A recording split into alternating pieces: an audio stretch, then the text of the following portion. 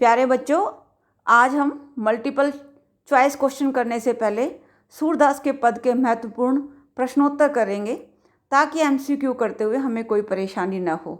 सूरदास जी भक्तिकालीन कवि थे और इनकी भाषा ब्रज थी। पहला प्रश्न है, बड़भागी का क्या अर्थ है? इसका उत्तर होगा भाग्यशाली। उद्धव को बड़भागी किसने कहा? गोपियों ने। उद्धव को बड़भागी कहने में कौन सा भाव निहित है? व्यंग्य का। प्रीति नदी किसके लिए प्रयोग किया गया है? भगवान कृष्ण के लिए। गोपियाँ किसको बड़भागी कहती हैं? उद्धव को। गोपियों के अनुसार पहले से ही चतुर कौन था? भगवान कृष्ण। गोपियों का मन कौन चुरा कर ले गया?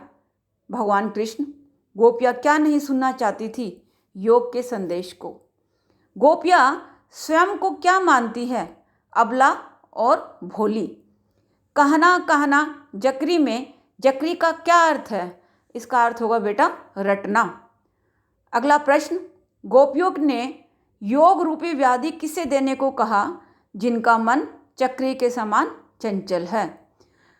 प्रश्न, मधुकर शब्द का प्रयोग किसके लिए किया गया है? उद्धव के लिए।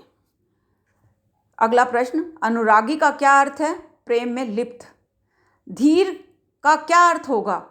धैर्य या धीरज। मन चक्री का क्या अर्थ है? मन का स्थिर न होना अर्थात चंचल होना। किसने मर्यादा छोड़ दी? भगवान कृष्ण ने। गोपियों के अनुसार सच्चा राजधर्म क्या है? कि राजा प्रजा को न सताए। अगला प्रश्न, सूरदास के पद की भाषा कौन सी है? ब्रज भाषा। प्रीति नदी में कौन सा अलंकार है? प्रीति रूपी नदी अर्थात रूपक अलंकार है।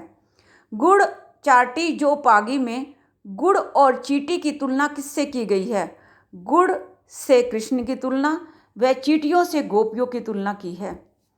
गोपियाँ किसके प्रेम में आसक्त है? भगवान कृष्ण के। किस पक्षी की तुलना गोपियों से की है? हारिल पक्षी की। किसने प्रेम की मर्यादा का उल्लंघन किया? भगवान कृष्ण ने। उद्धव की बात कैसी लगती है? कड़वी ककड़ी की तरह। उद्धव कृष्ण का कौन सा संदेश लेके आए थे? योग का संदेश। कृष्ण की संगति में रहकर भी कौन उसके प्रेम से अछूते रह गए? उद्धव। उद्धव के व्यवहार की तुलना किस किस से की गई है? कमल के पत्ते से और तेल की गागरी से जिनके ऊपर एक बूंद भी पानी नहीं चिपकता। गोपियों को अकेला छोड़कर कृष्ण कहाँ चले गए? मथुरा। आइए अब सूरदास के पद के एमसीक्यू करते हैं बेटा। वहाँ पर आपको 4 ऑप्शन दी होगी, उसमें से आपको सही उत्तर छांटना होगा।